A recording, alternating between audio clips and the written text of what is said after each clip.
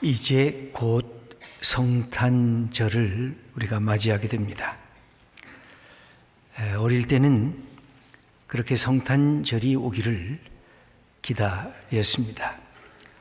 많은 어린이들이 성탄절을 좋아하는데 성탄절 자체가 좋아서가 아니고 예수님이 좋아서가 아니라 우리가 산타클로스 받는 그 선물이 기다려져서 성탄절을 좋아하는 어린이들이 참으로 많습니다.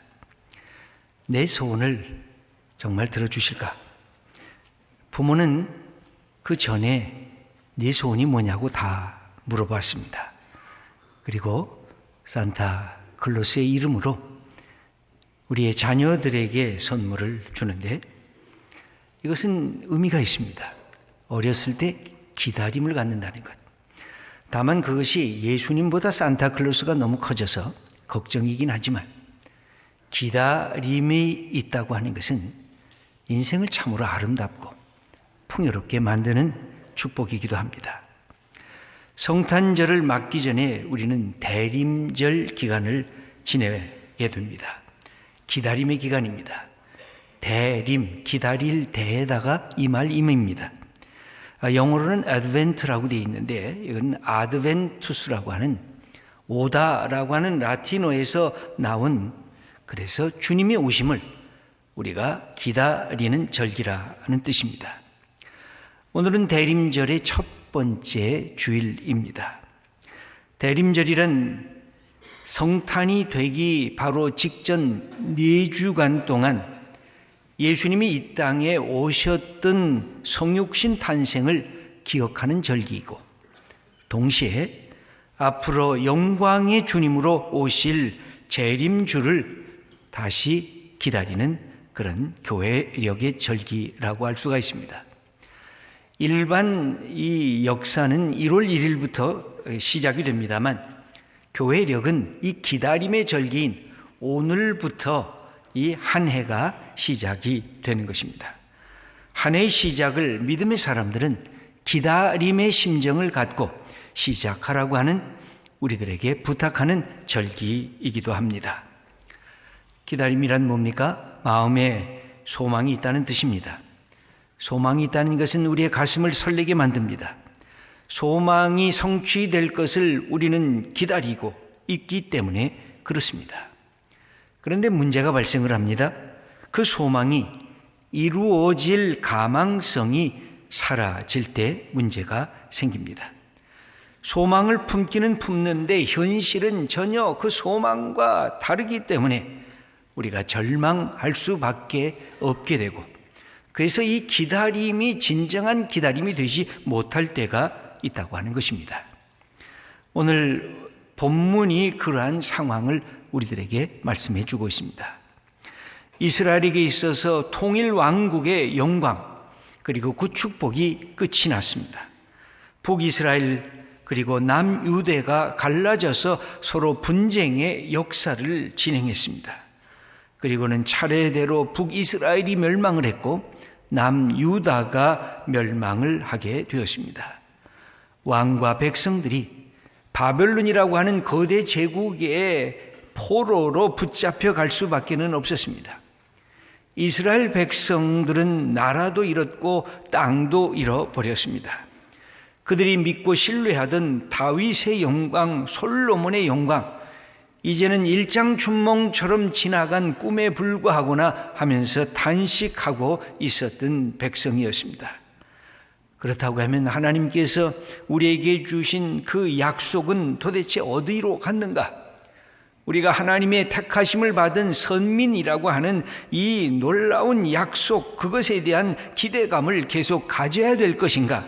깊이 회의를 하고 있었던 그런 시절이었습니다. 나라를 잃어버렸던 백성들은 이방 나라들로 뿔뿔이 나그네처럼 흩어지게 됐습니다. 그래서 그들을 디아스포라라 불렀습니다. 흩어진 백성들이었습니다. 깊은 좌절감과 절망 속에 빠져 있을 수밖에 없었습니다.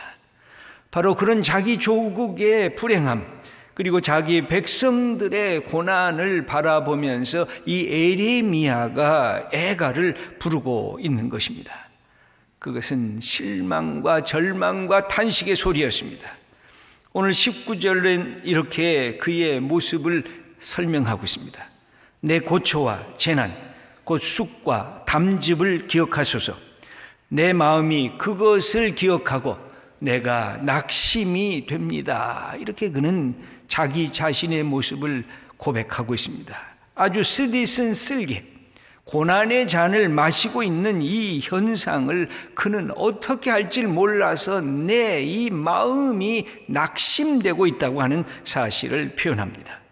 더 이상 어떤 출구도 없다고 하는 절망감이 이 시인을 사로잡고 있습니다. 기다리고 싶은데 기다릴 수가 없습니다. 그런데 그럼에도 불구하고 기다림의 끈을 놓게 되면 모든 지금까지의 삶이 무너지는 것을 알기 때문에 이 현실의 불가능성을 그래도 기다림을 통해서 뚫고 나가겠다고 결심을 하게 됩니다. 그는 19절에서 이렇게 탄식을 하지만 조금 후 26절에 다음과 같이 그가 선언을 합니다. 우리 한번 함께 읽어보겠습니다. 사람이 여호와의 구원을 바라고 잠잠히 기다림이 좋도다. 하나님의 구원을 바라는 것입니다. 그리고 절망하지 말고 소망을 품으라는 것입니다. 탄식하지 말고 찬양으로 그의 모습을 바꾸라. 그렇게 그는 선언하고 있습니다. 애가서를 읽어보면 절망과 소망, 탄식과 찬양, 이런 대비적이고 대조적인 말들이 막 서로 엉켜져 있으면서 나타나고 있습니다. 그것은 나라를 잃어버렸던 사람들이 갖게 되는 탄식이 그 안에 아주 절절히 쓰여져 있습니다. 우리는 기억하고 있습니다. 중고등학교 시절에 일제강점기에 나라를 빼앗긴 슬픔을 노래한 시인이 있었는데 이상화가 지금은 남의 땅 빼앗긴 들에도 봄은 오는가라고 가슴을 치며 그 답답한 심정을 토해냈던 글을 우리가 연상할 수가 있습니다. 여러분, 시대적인 아픔을 경험했던 사람들에게 이런 슬픔이 있습니다. 이런 탄식이 있습니다. 그런데 특별할 때만 그런 것일까요? 바로 오늘 우리들의 가슴 속에도 빼앗긴 들이 그대로 우리에게 심각하게 다가오는 것을 경험할 수 있다는 것입니다. 우리도 탄식을 합니다. 슬픔, 탄식, 실망, 절망, 이것이 우리의 삶의 일부처럼 우리를 이렇게 억누르고 있습니다. 겉으로는 다 잘 나가는 사람 같이 보이는데, 겉으로는 많은 것을 가진 사람처럼 보이는데, 겉으로는 웃는 것처럼 보이는데 조금만 들어가면 그 안에 낙심하고 절망하고 탄식하고 외로워하고 슬퍼하는 모습들이 우리 속에 들어가 있습니다. 나 자신이 나를 실망시키는 것을 보면서 야 이놈아 네가 그것밖에 안 돼 하고 스스로 자기를 향해 질책한 적이 한두 번입니까? 내 옆에 사랑하는 가족이 나를 실망시켜서 화를 낸 적이 한두 번입니까? 내 친구들, 나의 직장이 나를 슬프게 하는 우리의 삶의 현장에 우리의 모두가 살아가고 있습니다.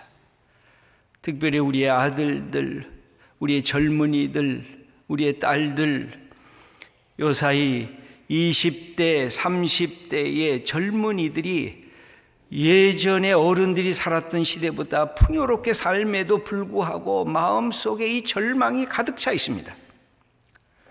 언젠가 3포 시대라고 하는 것이 등장하더니 그 다음에는 5포 세대가 나오고 7포 세대가 나오고 최근에는 9포 세대까지 나옵니다. 도대체 이게 뭘 포기하겠다는 것인지. 신앙이란 두 가지 방향이 있습니다. 하나는 위로부터 내려오는 것을 수용하는 것이 신앙인 것입니다. 위로부터 아래로 내려오는 것이 뭘까요? 그것이 계시입니다. 하나님의 사랑입니다. 하나님의 은총입니다. 하나님께서 먼저 말씀하시고 먼저 행동하심으로 우리에게 다가오셔서 우리를 구원하시고 사랑하신다는 그것을 수용하는 게 신앙인 것입니다. 그러나 신앙이 또 하나의 방향이 있습니다. 아래로부터 위로 올라가는 그것입니다. 바로 우리의 처절하고 우리의 비참한 자리를 경험하면서 이것을 뛰어넘는 것, 그것을 받기를 원하는 것입니다. 이것을 벗어나고 싶다는 것입니다. 더 높은 곳을 향해서, 하나님이 원하시는 것을 향해서 내가 달려가겠다고 하는 이런 이 아래로부터 위로 올라가는 영성이 곧 신앙의 자리인 것입니다. 우리는 그래서 예수를 믿으면서 이 두 가지를 끊임없이 확인해야 됩니다. 내 자리가 어디인가? 하나님께서 지금 내게 주시는 것이 무엇인가? 내가 이 자리에서 하나님이 주시는 것을 통해서 어떻게 하나님 앞에 더 나아갈 수가 있겠는가? 이 두 가지가 내 안에서 때로는 갈등하고 때로는 용해되고 때로는 그것과 함께 내가 살아가면서 신앙의 기쁨과 신앙의 다이나믹을 경험하는 것, 그것이 하나님께서 우리에게 신앙을 가르쳐 주신 이유인 것입니다. 진정한 신앙이란 그래서 위의 것 하나님의 계시를 마음을 열어놓고 수용할 줄 아는 게 신앙인데, 문제는 어디에 있을까요? 쉽게 잘 안 된다는 데 있습니다. 하나님에게 생명이 있다, 하나님에게 진리가 있다, 하나님의 위로와 평안이 있다, 하나님에게 긍휼과 은혜가 있다, 이렇게 간절하게 열심히 말하고 증거해도 세상 사람들은 시큰둥합니다. 생명, 진리, 위로, 평안, 긍휼, 은혜, 얼마나 좋은 말입니까? 그런데도 가까이 다가오지를 않습니다. 왜 외면을 할까요? 낮은 자리에 돌아가기까지는, 내가 갖고 있는 삶이 아무것도 없다는 사실을 알기 전까지는, 내가 이렇게 꽉 쥐고 있는 것이 본래 내 것이 아니었다는 사실을 알기 전까지는 이 좋은 것들이 얼마나 좋은 것인지 알지 못하기 때문에 그렇습니다. 인생을 포기하면서 살아갈 수밖에 없다고 말하는 현실이 우리를 슬프게 합니다. 소망을 품기를 거절하는 것이 우리를 마음을 아프게 합니다. 기대감이 없습니다. 아예 내게 그런 절망이 있었다는 사실, 그것조차도 망각 속에 내버려 두려고 합니다. 그런데 그러면 그럴수록 내 마음에 참된 평안이 생겨지지를 않는 것입니다. 그런데 놀라운 것이 있습니다. 내가 아무것도 없다고 여길 때, 내가 갖고 있는 이 삶이 얼마나 슬픈지, 얼마나 외로운지, 얼마나 가슴이 아픈지, 내가 연약한 존재, 나는 실수할 수밖에 없는 존재, 나는 저 깊은 구렁텅이에서 신음했던 그런 존재임을 깨달으면서 기다림을 가질 때 변화가 시작되는 것입니다. 그때 하나님께서 바로 내 옆에 있음을 깨닫게 됩니다. 하나님을 만나게 됩니다. 예수 그리스도의 은총이 얼마나 소중한 것임을 깨닫게 됩니다. 여러분, 믿음의 사람들, 우리의 선배들을 봐도 그렇고 예수를 믿는 하나님의 사람들을 봐도 다 그렇습니다. 인생에 그런 아픈 경험이 있습니다. 인생에 좌절된 경험이 있습니다.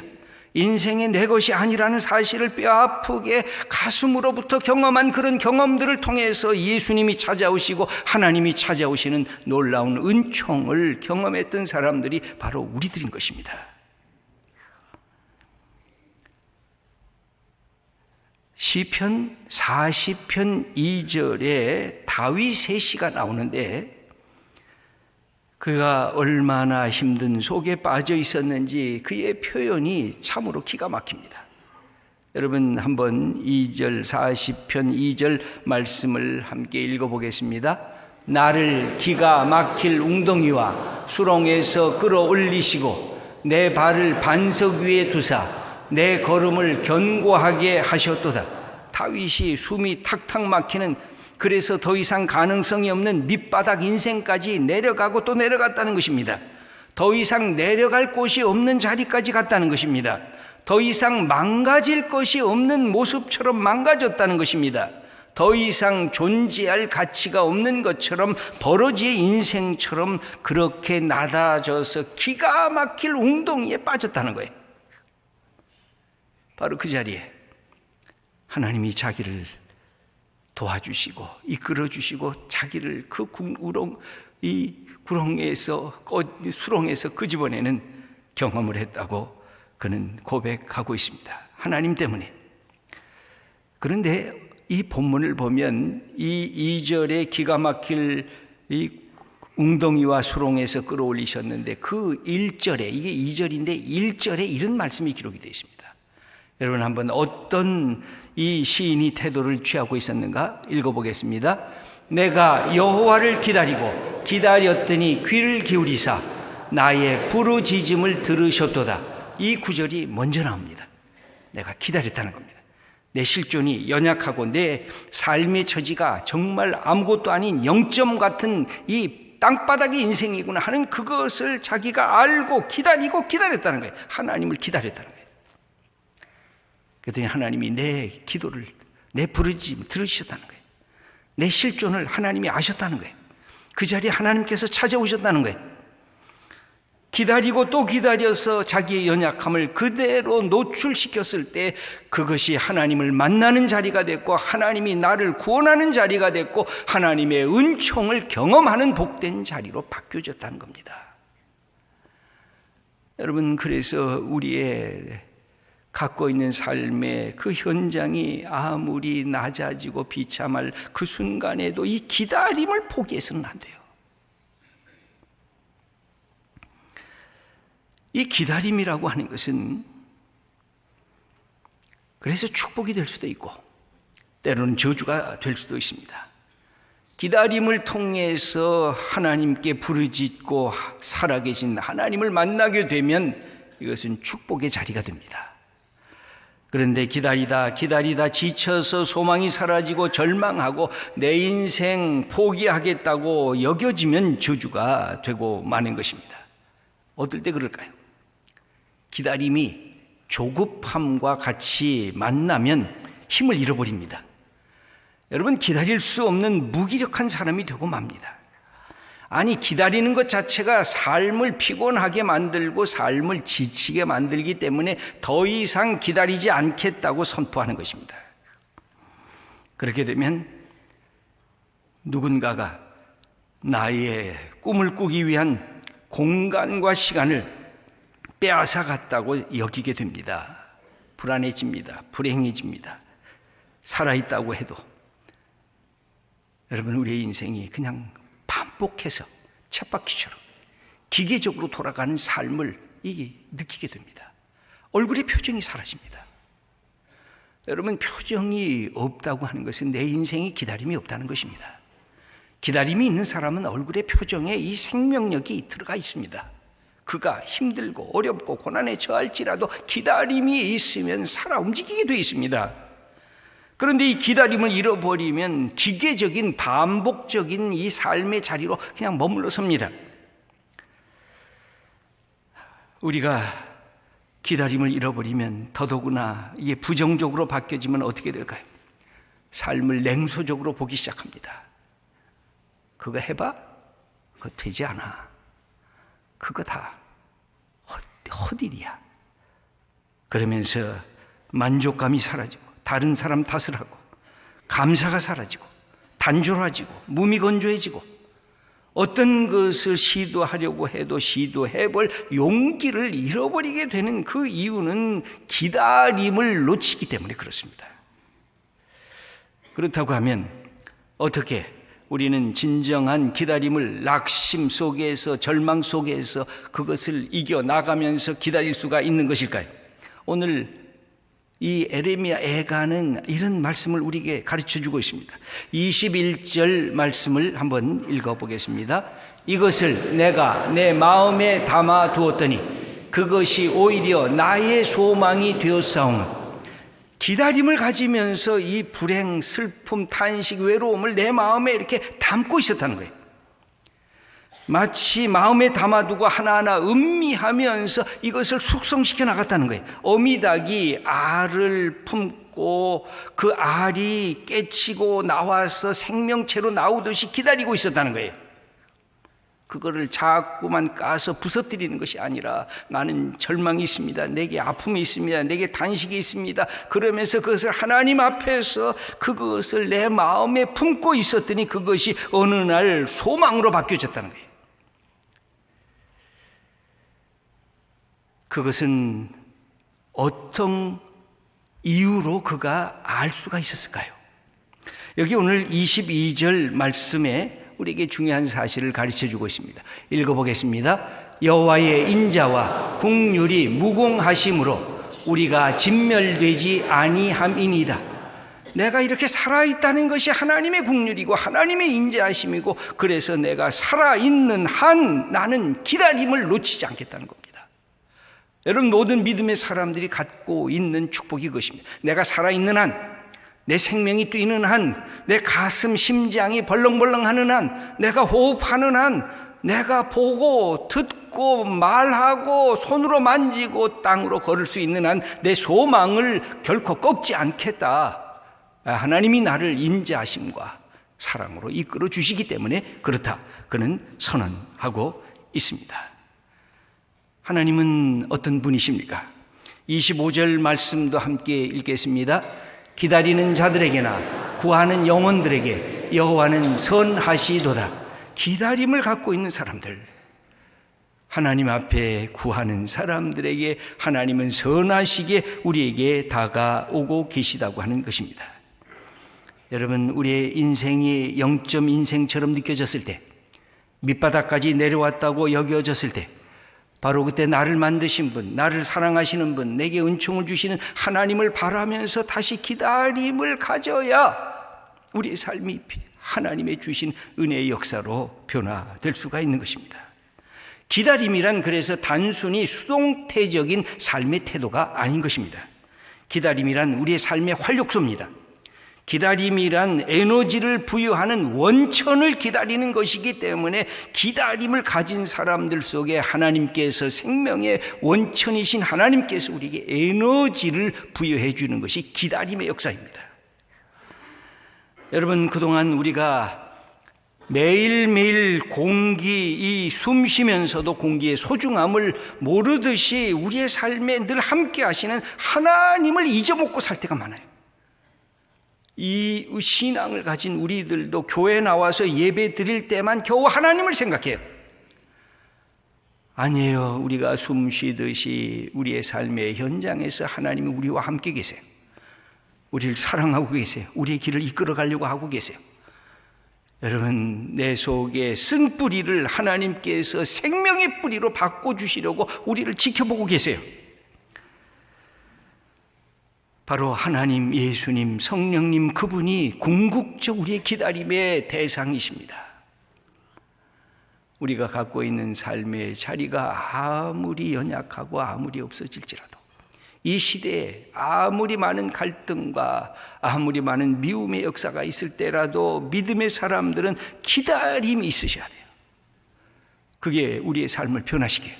우리의 공동체를 변화시켜요. 예수님께서 이 땅에 오신 이유를 그래서 성경은 하늘에는 영광이요 이 땅에는 하나님의 사람들의 평화라고 선언하신 이유도 바로 거기에 있어요. 기다림의 사람들, 그 속에서 하나님께서 역사하시고 우리 믿음의 사람들을 통해서 이 땅을 회복시키는 역사를 하시겠다는 것입니다. 사랑하는 귀한 성도 여러분, 예수님께서 우리 소망이십니다. 예수님은 나보다 더 큰 절망과 탄식 속에 지내셨던 분입니다. 그런데 하나님을 바라셨습니다. 그래서 이 땅을 회복시키셨습니다. 우리 예수 믿는 우리들도 예수님만큼 고난을 당한 사람이 어디 있습니까? 다시 예수님을 바라보면서 주님께서 우리에게 주신 이 하늘의 인자하심과 긍휼을 경험하시면서 내 삶을 주님 앞에 다시 드리는 우리 복된 성도님들 다 되시기를 축원합니다.